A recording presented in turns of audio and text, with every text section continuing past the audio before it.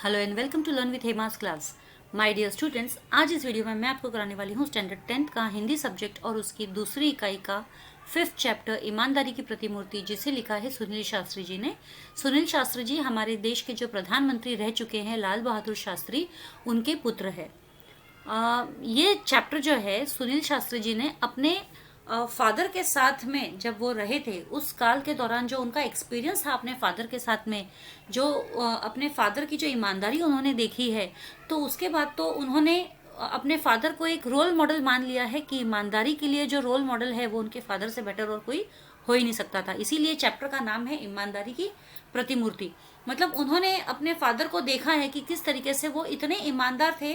मतलब इतने बड़े पोस्ट पर आने के बाद में भी उन्होंने कभी ये नहीं सोचा कि मैं इस पोस्ट का फ़ायदा उठाऊं या इस पोस्ट के दौरान जो मुझे फैसिलिटीज़ मिल रही है मैं उसका फ़ायदा उठाऊं। तो बिल्कुल यही बात जो है उनके दिल में बैठ गई और उन्होंने अपने बच्चों को भी यही सिखाने की कोशिश की है। पूरा चैप्टर आपको एक्सप्लेन करूंगी लाइन बाय लाइन, लेकिन आगे बढ़ने से पहले एक छोटी सी रिक्वेस्ट, यदि आप मेरे चैनल के सब्सक्राइबर नहीं हैं तो ज़रूर से सब्सक्राइब कीजिए मेरे चैनल को, that is learn with Hema को, और साथ ही साथ मेरे वीडियोस अपने फ्रेंड्स के साथ भी ज़रूर से शेयर कीजिए। तो चलिए शुरू करते हैं। हमने अपने जीवन में बाबूजी के रहते अभाव नहीं देखा। सुनील जी शुरू ही इस बात से कहते हैं कि हमारे जीवन में जब तक बाबूजी जिंदा थे, मतलब लाल बहादुर जी जब तक जिंदा थे, उनके रहते तो हमने कभी किसी चीज की कमी को महसूस नहीं किया, कभी कोई अभाव नहीं देखा। अभाव देखना यानी कमी महसूस होना। उनके न रहने के बाद जो कुछ मुझ पर बीता वो है एक दूसरी तरह का अभाव था कि मुझे बैंक की नौकरी करनी पड़ी थी। अब वो कहते हैं कि जब उनके न रहने पर, मतलब उनकी मृत्यु के बाद जो मुझ पर बीता, तो वो एक अभाव अलग था। मतलब वो मेरे पिता की कमी का अभाव था मुझ में, वो एक अलग बात थी और मुझे बैंक में नौकरी करनी पड़ी थी। लेकिन इससे पूर्व बाबूजी के रहते जब मैं जन्मा था तब वे उत्तर प्रदेश के पुलिस मंत्री थे। लेकिन ये तो बात की बात है, लेकिन पहले की बात वो बता रहे हैं कि जब वे जन्मे थे तो उस वक्त जो है बाबूजी उत्तर प्रदेश के पुलिस मंत्री थे। पुलिस मंत्री अर्थात गृह मंत्री, होम मिनिस्टर। उस समय गृह मंत्री को पुलिस मंत्री कहा जाता था। उस समय किसे कहा जाता था? गृह मंत्री, पुलिस मंत्री को गृह मंत्री कहा जाता था। इसलिए मैं हमेशा कल्पना किया करता था कि हमारे पास ये छोटी गाड़ी नहीं बल्कि बड़ी आलीशान गाड़ी होनी चाहिए। तो जब गृह मंत्री थे, यानी कि जब पुलिस मंत्री थे लाल बहादुर जी शास्त्री, तो उस वक्त सुनील जी का बड़ा मन किया करता था कि उनके पास बड़ी गाड़ी होए, छोटी नहीं। बाबूजी प्रधानमंत्री हुए तो वहां जो गाड़ी थी वह थी इम्पाला शेवलेट, और उनकी ये इच्छा भी पूरी हो गई कि उनके पास बड़ी गाड़ी आए।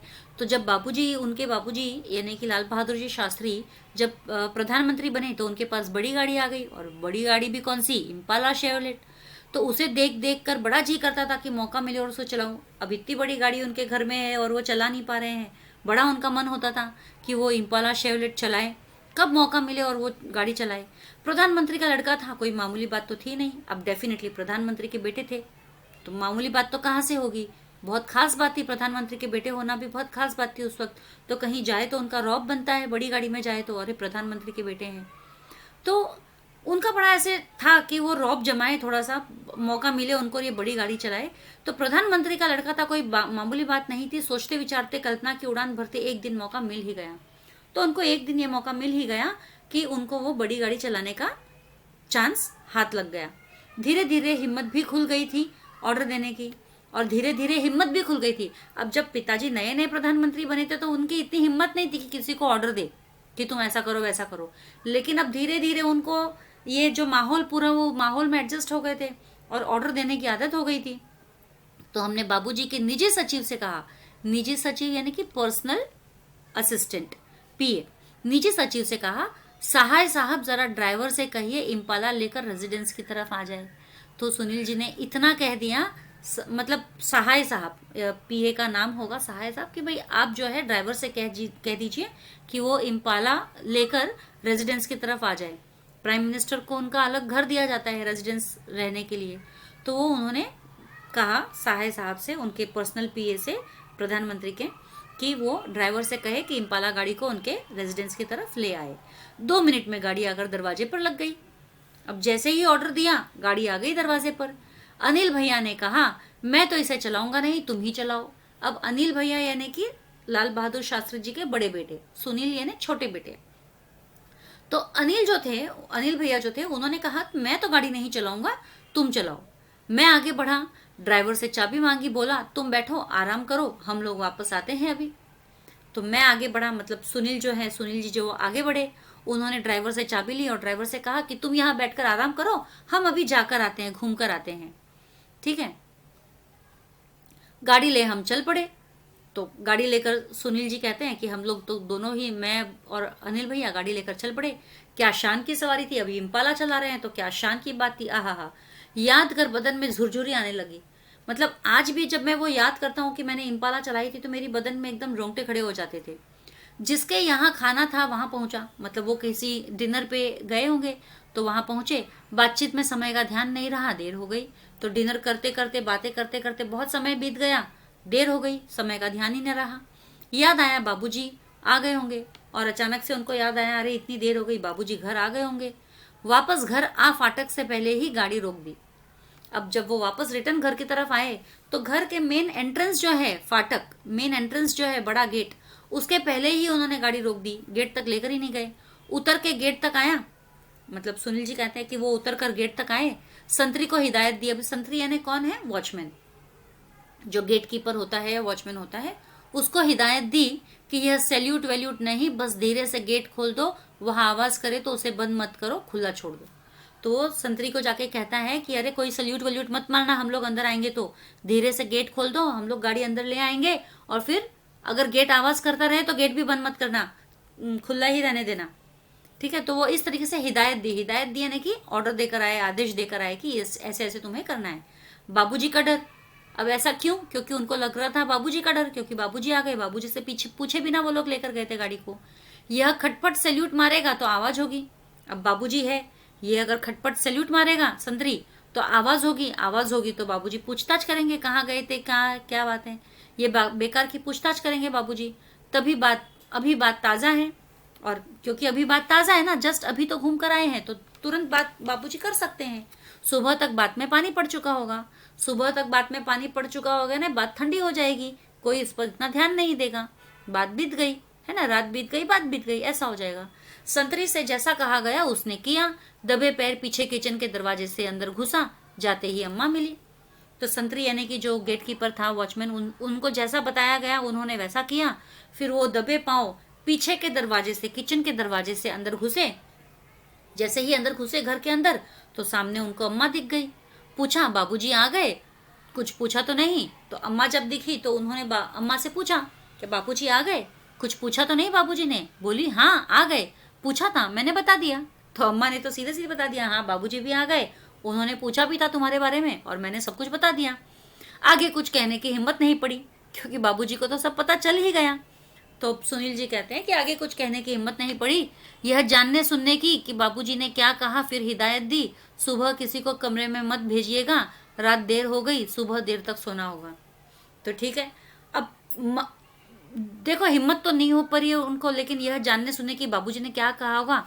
लेकिन फिर भी उन्होंने अम्मा से हिदायत दे दी, अम्मा को भी कह दिया कि रात बहुत हो गई है, लेट हो गया है हमें सोने में और लेट हो जाएगा, तो सुबह किसी को जल्दी हमारे घर, मतलब हमारे कमरे में भेजिएगा मत, हम क्योंकि देर तक सोएंगे। अम्मा से कह दिया। ये क्यों कह रहे हैं ऐसा, ताकि उनको बाबूजी का सामना ना करना पड़े, है ना। सो फिर बाबूजी जब काम पे चले जाएंगे, फिर उठ के ये लोग नीचे आएंगे और फिर तो शाम को वापस से बात पुरानी हो जाएगी। और ही तो सुबह 5:30 पौने 6 बजे किसी ने दरवाजा खटखटाया। तो सुबह कितने बजे किसी ने दरवाजा खटखटाया, 5:30 पौने 6 बजे, ओके, 5:30 या 5:45 के करीब किसी ने दरवाजा खटखटाया। सुनील अनिल जो जहां सोते हैं बच्चे दोनों। नींद टूटी, मैंने बड़ी तेज आवाज में कहा, देर रात को आया हूँ, सोना चाहता हूँ, सोने दो।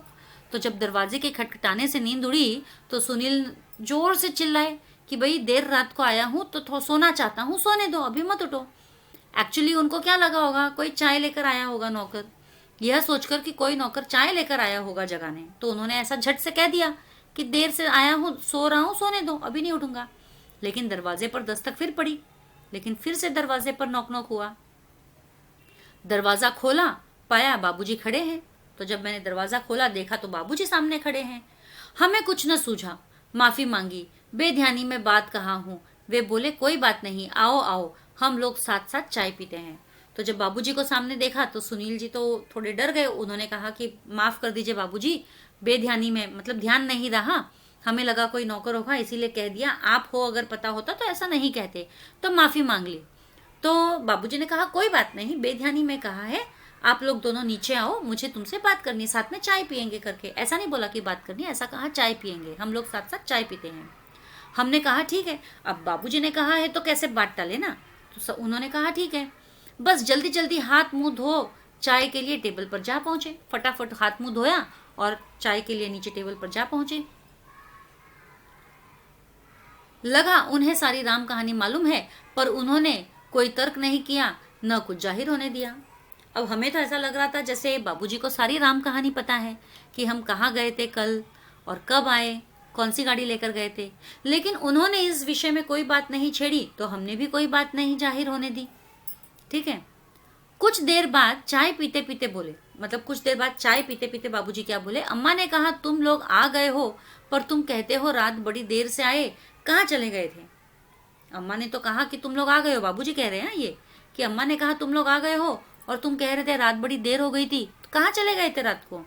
तो जवाब दिया हाँ बाबूजी एक जगह खाने पर चले गए थे। तो सुनील जी कहते हैं हाँ बाबूजी एक जगह खाने पर चले गए थे। उन्होंने आगे प्रश्न किया लेकिन खाने पर गए तो कैसे। अब बाबूजी वापस आ रहे हैं सवालों पे। ठीक है खाने पे गए थे, कैसे गए थे खाने पे। जब मैं आया तो फिएट गाड़ी गेट पर खड़ी थी, गए कैसे। मतलब दूसरी गाड़ी कौन सी थी, फिएट। एक पहली गाड़ी कौन सी थी, इम्पाला शेवरलेट, दूसरी कौन सी थी, फिएट। तो वो बाबूजी कह रहे हैं कि जब मैं घर आया तो फिएट गाड़ी तो दरवाजे पर ही खड़ी थी, तो गए कैसे तुम लोग। तो कहना पड़ा हम इम्पाला शेवलेट लेकर गए। तो तब बाबूजी को उनको बताना पड़ा कि वो इम्पाला शेवलेट लेकर गए थे। बोले ओहो, तो आप लोगों को बड़ी गाड़ी चलाने का शौक है। तो जैसे देखो ताना मारते हुए, ओहो तो आप लोगों को बड़ी गाड़ी चलाने का शौक है। बाबूजी खुद इम्पाला का प्रयोग न के बराबर करते थे और वह किसी स्टेट गेस्ट के आने पर ही निकलती थी। अब बाबूजी जो है खुद कभी इतना इम्पाला का इस्तेमाल नहीं करते थे। खासकर इम्पाला गाड़ी तभी निकलती थी जब कोई स्टेट गेस्ट आता हो, यानी कि कोई बड़ा आदमी उनके पास आ रहा हो उनसे मिलने के लिए। उनकी बात सुन मैंने अनिल भैया की तरफ देखा, आंख से इशारा किया। अब जैसे ही बाबूजी ने ये कहा कि ओहो आप लोगों को बड़ी गाड़ी चलाने का शौक आया है, तो सुनील ने अनिल की तरफ देखा, अनिल भैया की तरफ देखा। मैं समझ गया था कि यह इशारा इजाजत का है, अब हम उसका आए दिन प्रयोग कर सकेंगे। तो अब इन दोनों भाइयों को क्या लग रहा था कि जिस तरीके से बाबूजी बोल रहे हैं कि आप लोगों को बड़ी गाड़ी चलाने का शौक है, तो इसका मतलब ये होगा कि आज के बाद वो बड़ी गाड़ी चला पाएंगे। तो ये दोनों इशारों में वही बात कर रहे हैं कि शायद बाबूजी को समझ आ गया है और आज के बाद हमें बड़ी गाड़ी चलाने में कोई नहीं रोकेगा, हम प्रयोग कर पाएंगे, आए दिन प्रयोग कर सकेंगे। चाय खत्म कर उन्होंने कहा सुनील जरा ड्राइवर को बुला दीजिए। तो चाय खत्म करके उन्होंने सुनील से कहा कि जरा ड्राइवर को बुला दीजिए। मैं ड्राइवर को बुला लाया। उससे उन्होंने पूछा तुम लॉगबुक रखते हो ना। अब सुनील को जब बाबूजी ने कहा ड्राइवर को बुला लाओ तो वो ले आए। ड्राइवर के आते ही बाबूजी ने उनसे पूछा कि तुम लॉगबुक रखते हो ना। लॉगबुक मतलब वो जिसमें आप एंट्री करते हो, हर चीज की एंट्री करते हो कि कितनी गाड़ी चली है, कितना किलोमीटर चली है, कौन लेकर गया है, कितने बजे लेकर गया है, कितने बजे वापस लाया है, कहाँ से कहाँ, उसे हम लॉगबुक कहते हैं। मतलब सारी इन्फॉर्मेशन रखते हैं जो।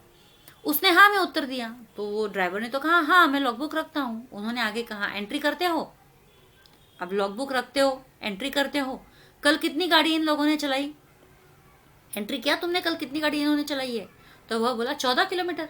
तो उसने कह दिया चलो 14 किलोमीटर चलाइए। उन्होंने हिदायत दी उसमें लिख दो 14 किलोमीटर निजी उपयोग। तो बाबूजी ने कहा ड्राइवर से कि उसमें लिख दो लॉगबुक में कि निजी उपयोग के लिए 14 किलोमीटर चली है गाड़ी। तब भी उनकी बात हमारी समझ में नहीं आई। फिर उन्होंने अम्मा को बुलाने के लिए कहा। मतलब जब बाबूजी ने ड्राइवर से कहा ना कि लॉगबुक में लिख दो 14 किलोमीटर निजी काम के लिए चलाई गई, तब तक भी सुनील और अनिल को यह बात समझ नहीं आई कि बाबूजी कहना क्या चाह रहे थे। फिर उन्होंने अम्मा को बुलवाया। अम्मा जी के आने पर बोले सहाय साहब से कहना 60 पैसे प्रति किलोमीटर के हिसाब से पैसे जमा करवा दे। सहाय साहब यानी कि जो उनके पर्सनल असिस्टेंट है, ठीक है, उनसे कहना कि 60 पैसे प्रति किलोमीटर, 14 किलोमीटर चली है, 60 पैसा 1 किलोमीटर का, तो 60 इंटू 14 करना है, 60 पैसा इंटू 14, जो भी पैसे होते हैं वो जमा करवा दे। जमा करवा दे यानी कि वो इसका हिसाब दे रहे हैं बाबूजी। उनके लिए गाड़ी है, लेकिन फिर भी वो अपने निजी उपयोग के लिए उसका इस्तेमाल नहीं करेंगे। यानी ईमानदारी सोचिए उनकी, वरना कौन उनसे सवाल करने वाला है कि कहाँ गए थे, क्यों गए थे, कोई सवाल नहीं करता था। लेकिन फिर भी उन्होंने निजी उपयोग के लिए वो गाड़ी इस्तेमाल करना बिल्कुल भी गलत समझा था। इतना जो उनका कहना था कि हम और अनिल भैया वहां रुक नहीं सके। जो रुलाई छूटी तो वह कमरे में भागकर पहुंचने के बाद भी काफी देर तक बंद नहीं हुई। दोनों ही जन देर तक फुट फुट के रोते रहे। तो जैसे ही बाबूजी ने अम्मा से कहा कि सहाय साहब से कहना 60 रुपए प्रति किलोमीटर के हिसाब से रुपए जमा करवा दे, तो अनिल और सुनील इन दोनों ही भाइयों को इतनी ग्लानि महसूस हुई, इतना गिल्ट महसूस हुआ कि अब तो उनसे रुका ही नहीं जा रहा था, वहां बैठा ही नहीं जा रहा था। उठ के दोनों भाग खड़े हुए अपने कमरे की तरफ और जो फूट फूट कर रोए हैं, काफी देर तक रोए हैं। आपसे यह बात शान के तहत नहीं कह रहा, पर इसलिए कि ये बातें अब हमारे लिए आदर्श बन गई है। तो यहाँ पे सुनील जी लिखते हैं कि ये बातें मैं आपसे इसलिए नहीं कह रहा हूँ कि मैं आपके सामने अपनी शान मारना चाहता हूँ, बल्कि इसलिए कह रहा हूँ कि ये जो बात है वो हमारे लिए आदर्श बन गई है, एक इंस्पिरेशन बन गया, एक आइडल बन गया है। सक्रिय राजनीति में आने पर सरकारी पद पाने के बाद क्या उनका दुरुपयोग करने की हिम्मत मुझ में हो सकती है? तो जब मैंने उनको इस बात को अपना आदर्श मान लिया, तो उसके बाद में अगर मैं किसी सरकारी ओहदे पर आ गया, किसी पोस्ट पर आ गया, है ना, कोई मतलब राजनीति में सक्रिय हूं, मैं बहुत ही एक्टिव हूं, और जब अगर मुझे कोई पोस्ट मिल गया है, तो क्या मेरी कभी भी हिम्मत होगी उस पोस्ट का मैं गलत उपयोग करूं? नहीं, क्योंकि मैंने अपने पिताजी को देखा ही नहीं वैसा कुछ करते हुए। उन्होंने इतना सा भी दुरुपयोग करना नहीं चाहा या नहीं करते थे, और मेरे भी ऐसा करने की हिम्मत नहीं हो सकती थी। आप ही सोचे, मेरे बच्चे कहते हैं कि पापा आप हमें साइकिल से भेजते हैं, पानी बरसने पर रिक्शे से स्कूल भेजते हैं, पर कितने ही दूसरे लोगों के लड़के सरकारी गाड़ी में आते हैं। अब सुनील जी के जो बच्चे हैं वो सुनील जी से कहते हैं कि पापा आप हमें स्कूल साइकिल से भेजते हैं, जब बारिश होती है तो आप हमें ऑटो से स्कूल भेज देते हैं। तो दो वाहन जहां जिससे सुनील जी के बच्चे स्कूल जाते हैं, that is cycle and auto, ठीक है, ऑटो रिक्शा, तो स्कूल से भेजते हैं। लेकिन फिर वो कहते हैं कि कितने ही दूसरे बच्चे हैं जो सरकारी गाड़ियों से स्कूल आते हैं, मतलब कोई भी दूसरे पद वाले भी अधिकारी होंगे ना, उनके बच्चे भी तो स्कूल आते हैं, लेकिन वो साइकिल या ऑटो से नहीं, वो सरकारी गाड़ियों से आते हैं। तो वो तो निजी काम के लिए यूज कर रहे हैं, फिर हम क्यों नहीं यूज करते हैं? वे छोटे हैं, उन्हें कलेजा चीर कर नहीं बता सकता। अब सुनील जी कहते हैं वो इतने छोटे हैं कि मैं उन्हें अपने कलेजा चीर कर तो नहीं बता सकता कि मेरे अंदर जो प्रतिमूर्ति छपी है उनके पिताजी की ईमानदारी की, वो मैं कैसे उसको बता सकूं, बच्चों को कैसे बता सकूं। तो यही वो सोच रहे हैं। समझाने की कोशिश जरूर करते हैं, समझाने की कोशिश करता हूं, जानता हूं मेरा यह समझाना कितना कठिन है, फिर भी समय होने पर कभी कभी अपनी गाड़ी से छोड़ देता हूं। तो कहते हैं मैं समझाने की कोशिश करता हूं, लेकिन मुझे पता है कि वो समझना बहुत ही कठिन है, बच्चों के लिए भी बहुत डिफिकल्ट है ये बात समझना। अब नेचुरली हमें भी अगर कोई ऐसा कहेगा तो हम भी नहीं बात मानेंगे। ये तब तक जब तक हम पर खुद नहीं बीतती वो बात, ठीक है, हम भी नहीं बात मानेंगे। तो यहाँ पे वो कहते हैं कि कभी कभी अगर मुझे समय मिलता है, अब बच्चों को समझाना तो मुश्किल है, वो समझते भी नहीं है, लेकिन अगर कभी कभी मुझे समय मिलता है तो मैं अपनी गाड़ी से खुद उन्हें छोड़ आता हूँ। अपना सरकारी ओहदा छोड़कर आया हूँ और आपके साथ यह सब फिर जिक्र कर तनिक ताज़ा और नया महसूस करना चाहता हूँ। तब ये जब सुनील जी लिख रहे हैं तो उस वक्त वो किसी सरकारी ओहदे पर थे, लेकिन फिर भी जब ये लिख रहे थे तो वो कह रहे हैं कि मैं अपना सरकारी ओहदा छोड़कर आया हूँ। मतलब जब मैं ये कहानी लिख रहा हूँ तो मैं ये सोचकर नहीं लिख रहा हूँ कि मैं किसी सरकारी ओहदे पर हूँ, बल्कि एक आम इंसान के रूप में मैं लिख रहा हूँ। तो यहाँ पर लिखने पर मुझे तनिक ताज़ा और नया महसूस हो रहा है, मतलब मैं क्योंकि कुछ ताज़ा महसूस करना चाहता हूँ, कुछ नया महसूस करना चाहता हूँ, इसके लिए मैं ये बातें आपके साथ शेयर कर रहा हूँ। कोशिश करता हूँ नींव को पुनः संजोना संवारना कि मेरे मन का महल आज इस तूफानी झंझावत में खड़ा रह सके। और मैं कोशिश करता हूँ, हर बार मैं कोशिश करता हूँ नींव को पुनः संजाना संवारना। नींव यानी कि बचपन, नींव के लिए किसकी बात कर रहे हैं? बचपन की। पुनः उस बचपन को वैसा बनाना, उन्होंने खुद का बचपन तो वैसा बना लिया, ढाल लिया, अभी अपने बच्चों के बचपन को भी उसी तरीके से ढालना है। तो ये मेरे मन का महल आज के इस तूफानी झंझावत में खड़ा रह सके। तो वो चाहते हैं कि उनके जो मन का ये महल है वो उस तूफानी झंझावत में, यानी बच्चों के सवालों में खड़ा रहे। बच्चों के इतने सारे सवाल आते हैं ना, ऐसा क्यों वैसा क्यों, वो तो करते हैं हम क्यों नहीं करते हैं। तो जो ये तूफानी जो सवाल है, उन सवालों के बीच में भी वो खड़े रहे डटकर। तो वो यही चाहते हैं। याद आते हैं बचपन के वे हसीन दिन, वे पल जो मैंने बाबूजी के साथ बिताए। तो अब यहाँ पे वो लिखते हैं कि मुझे आज भी वो दिन याद आते हैं, वो हसीन पल जो मैंने बाबूजी के साथ बिताए हैं। वे अपना व्यक्तिगत काम मुझे सौंप देते थे और मैं कैसा गर्व अनुभव करता था। वे अपना व्यक्तिगत काम यानी कि पर्सनल काम, बाबूजी हमेशा मुझे अपना पर्सनल काम सौंप देते थे और मैं बड़े गर्व के साथ, बड़े अभिमान के साथ, प्राउड फील होके उनका काम करता था। एक होड़ थी जो हम भाइयों में लगी रहती थी। होड़ यानी कंपटीशन। एक कंपटीशन था जो हमेशा ही सुनील और अनिल, इन दोनों ही भाइयों में लगी रहती थी। किसे कितना काम दिया जाता है और कौन उसे कितनी सफाई से करता है। मतलब क्या कंपटीशन है दोनों भाइयों में कि किस भाई को कितना काम दिया जा रहा है, पिताजी किस भाई को क्या काम दे रहे हैं, कितना काम दे रहे हैं, और कौन वो काम एकदम सफाई से करता है। जो भी काम दिया जाता है वो कितनी ईमानदारी से और कितनी सफाई से करता है। एक दिन बोले सुनील, मेरी अलमारी काफी बेतरतीब हो रही है, तुम उसे ठीक कर दो और कमरा भी ठीक कर देना। तो एक दिन बाबूजी ने सुनील से क्या कहा कि मेरी अलमारी जो है थोड़ी ऊपर नीचे हो गई है, सामान उबड़ खाबड़ हो गया है, सही ढंग से नहीं रखी हुई है, तो तुम उसे ठीक कर दो और कमरा भी ठीक कर देना। मैंने स्कूल से लौटकर वह सब कर डाला। तो सुनील जी कहते हैं कि मैं जब स्कूल से लौटा तो मैंने सब कुछ कर दिया जैसे बाबूजी ने कहा था। दूसरे दिन मैं स्कूल जाने के लिए तैयार हो रहा था कि बाबूजी ने मुझे बुलाया। तो दूसरे दिन दोबारा मैं स्कूल जाने के लिए जब तैयार हो रहा था तो बाबूजी ने मुझे बुलाकर पूछा, तुमने सब कुछ बहुत ठीक कर दिया है, मैं बहुत खुश हूं, पर वे मेरे कुर्ते कहाँ हैं। तो बाबूजी कहते हैं कि तुमने तो वाकई में मेरे कमरे को बहुत अच्छा कर दिया, अलमारी भी बहुत अच्छी कर दी, लेकिन मेरे वो कुर्ते कहाँ हैं। मतलब वो काम से तो खुश है लेकिन वो अपने कुर्ते के बारे में पूछ रहे हैं। मैं बोला, वे कुर्ते भला कोई यहाँ से फट रहा था, कोई वहां से, मैंने सब अम्मा को दे दिए हैं। तो सुनील जी कहते हैं कि वो कुर्ते तो मैंने अम्मा को दे दिए क्योंकि कोई यहाँ से फट रहा था, कोई वहां से फट रहा था। तो उन्होंने पूछा, यह कौन सा महीना चल रहा है। तो बाबूजी ने मुझसे पूछा कौन सा महीना चल रहा है, तो मैंने जवाब दे दिया अक्टूबर का अंतिम सप्ताह चल रहा है, यानी कि अभी नवंबर आने ही वाला है, ऑलमोस्ट इन ठंडी का सीजन। तो उन्होंने आगे जोड़ा, अब नवंबर आएगा, जाड़े के दिन होंगे, तब ये सब काम आएंगे, ऊपर से कोट पहन लूंगा ना।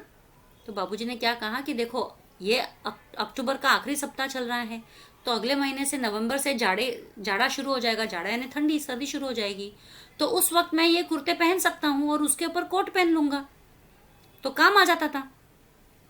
मैं देखता रह गया, क्या कह रहे हैं बाबूजी, वे कहते जा रहे थे। मतलब वो एकदम आश्चर्यचकित हो गए कि फटे हुए कुर्ते बाबूजी पहनेंगे, उनको तनिक भी शर्म नहीं आएगी पहनते हुए। क्यों आएगी उनको शर्म, बिल्कुल नहीं आएगी। तो देखते ही रह गए सुनील जी, और क्या कह रहे हैं बाबूजी, वे कहते जा रहे थे ये सब खादी के कपड़े हैं। क्या बाबूजी क्या कहते जा रहे, वो कुर्ते कैसे, कौन से कपड़े थे, खादी के कपड़े थे, बड़ी मेहनत से बनाए हैं बिनने वालों ने, मतलब जिन्होंने ये खादी बिना है, वीव किया है, बड़ी मेहनत लगी है उनको बनाने में। इसका एक एक सूत काम आना चाहिए, खादी का एक एक रेशा सूत यानी धागा, एक एक सूत काम आना चाहिए। यही नहीं, मुझे याद है मैंने बाबूजी के कपड़ों की तरफ ध्यान देना शुरू किया था, क्या पहनते हैं, किस किफायत से रहते हैं। अब सुनील जी जब बाबूजी की ये बातें बता रहे थे तो हमें और भी बताते हैं कि उन्होंने बाबूजी के कपड़ों की ओर ध्यान देना जब शुरू किया तो उन्होंने समझा कि वो क्या पहनते हैं और किस किफायत से रहते हैं, किस किफायत से रहते हैं, कि कितने संभल संभल कर चलते हैं, बेतुकी कोई कहीं पर भी खर्चा नहीं करते। मैंने देखा था एक बार उन्होंने अम्मा को फटा हुआ कुर्ता देते हुए कहा था, इनके रुमाल बना दो। तो वो कह रहे हैं कि मैंने देखा था एक बार उन्होंने अम्मा को एक फटा हुआ कुर्ता दिया अपना, और अम्मा से क्या कहा कि इसका रुमाल बना दो। तो बाबूजी ने अम्मा को फटा हुआ कुर्ता देकर क्या कहा, क्या बनाने के लिए कहा, रुमाल बनाने के लिए कहा। बाबूजी का एक तरीका था जो अपने आप आकर्षित करता था। वे अगर सीधे से कहते सुनील तुम्हें खादी से प्यार करना चाहिए, तो शायद वह बात कभी मेरे मन में घर नहीं करती, पर बात कहने के साथ साथ उनके अपने व्यक्तित्व का आकर्षण था जो अपने में सामने वाले को बांध लेता था। वह स्वतः उन पर अपना सब कुछ निछावर करने पर उतारू हो जाता था। तो अब बाबूजी का जो तरीका था कि अगर वो सुनील को बुलाकर, अपने बेटे को बुलाकर सीधे सीधे कह देते कि तुम्हें खादी से प्यार करना चाहिए, तो शायद सुनील खादी से कभी प्यार नहीं कर पाते थे। लेकिन बाबूजी ने ये बात करने का तरीका जो है उनका, कि खादी को बड़ी मेहनत से बनाया गया है बुनने वालों ने, उसका एक एक रेशा काम आना चाहिए। जब ये बात कही और साथ में ये भी कहा कि वो खुद खादी पहनते हैं और फटे हुए भी कुर्ते हैं तो भी पहनेंगे जाड़े में, और अगर नहीं पहन पाए तो उसका रुमाल बनवा लेंगे। तो ये एक आदर्श रखा सुनील जी के सामने, अपने बेटे के सामने एक आदर्श रखा है कि वो आदर्श मतलब अपने तरीके से, तौर तरीके से उन्होंने खादी से प्यार करने पर मजबूर कर दिया सुनील जी को। सब कुछ निछावर करने पर, वह स्वतः उन पर अपना सब कुछ निछावर करने पर उतारू हो जाता है। मतलब बाबूजी ने इस तरीके से समझाया है, अपने व्यक्तित्व में ढाला है इस बात को, कि कोई भी अगर उनके सामने आए तो वो अपना सब कुछ उन पर न्यौछावर करने को तैयार हो जाएंगे। अम्मा बताती हैं, हमारी शादी में चढ़ावे के नाम पर सिर्फ 5 ग्राम सोने के गहने आए थे, लेकिन जब हम विदा होकर रामनगर आए तो वहां उन्हें मुंह दिखाई में गहने मिले। तो अब अम्मा कहती है, उनकी माता जी जो है वो कहती है, मम्मी, कि उनकी शादी में उनको सिर्फ 5 ग्राम सोने के गहने आए थे। कितने ग्राम? 5 ग्राम सोने के गहने। और जब वे विदा होकर रामनगर आए तो यहाँ पर मुंह दिखाई में भी उनको कुछ गहने मिले थे। अभी नाते रिश्ते वालों ने कुछ ना कुछ दिया था, मतलब सभी नाते रिश्ते वालों ने कुछ ना कुछ दिया ही था। जिन दिनों हम लोग बहादुरगंज के मकान में आए, उन्हीं दिनों तुम्हारे बाबूजी के चाचा जी को कोई घाटा लगा था।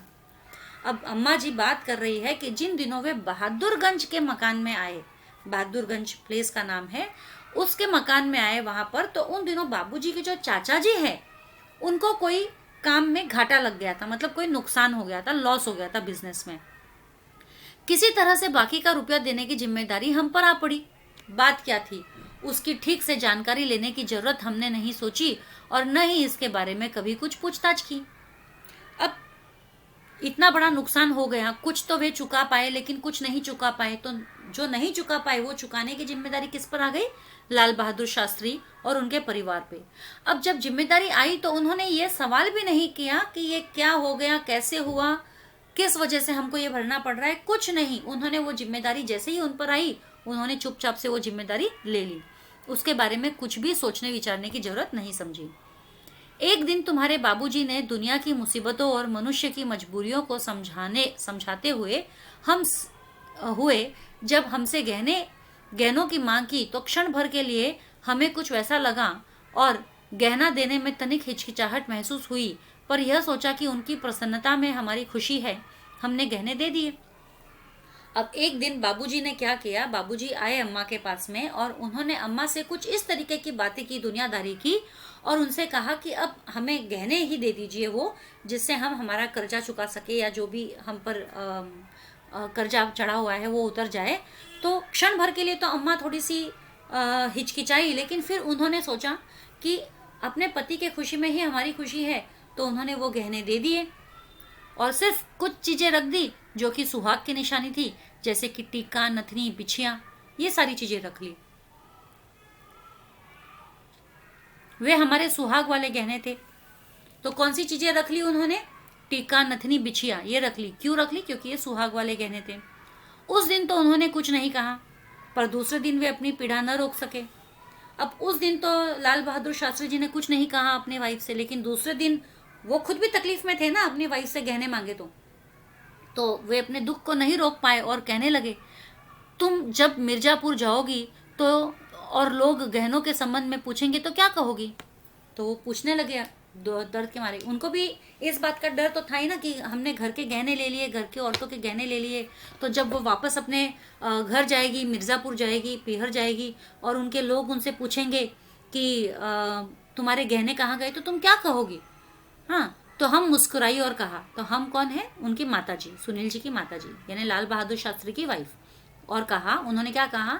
उसके लिए आप चिंता ना करें, हमने बहाना सोच लिया है। तो वो लाल बहादुर शास्त्री जी से कहती है कि आप बिल्कुल भी परेशान मत होइए कि हमें क्या कहना है, हमने बहाना सोच लिया है। हम कह देंगे कि गांधी जी के कहने के अनुसार हमने गहने पहनना छोड़ दिए। मतलब हम ये बहाना देंगे कि गांधी जी के कहने अनुसार हमने गहने पहनना छोड़ दिए हैं, इस पर कोई भी शंका नहीं करेगा। और जब हम ऐसे कहेंगे तो कोई भी कोई सवाल शक नहीं करेगा। तुम्हारे बाबूजी तनिक देर चुप रहे, फिर बोले। तो जब हमने ये बहाना बताया बाबूजी से, तो बाबूजी थोड़ी देर तो चुप रहे, फिर बोले कि तुम्हें यहाँ बहुत तकलीफ है, इसे मैं अच्छी तरह समझता हूँ। तुम्हारा विवाह बहुत अच्छे सुखी परिवार में हो सकता था, लेकिन अब जैसा है वैसा है। तो बाबूजी को भी समझ में आ रहा है कि शायद उनके वजह से उनकी वाइफ को तकलीफ हो रही है, तो वो कह रहे हैं अपने वाइफ से कि मुझे पता है तुम्हें यहाँ बहुत तकलीफ हो रही है, मैं समझ रहा हूँ।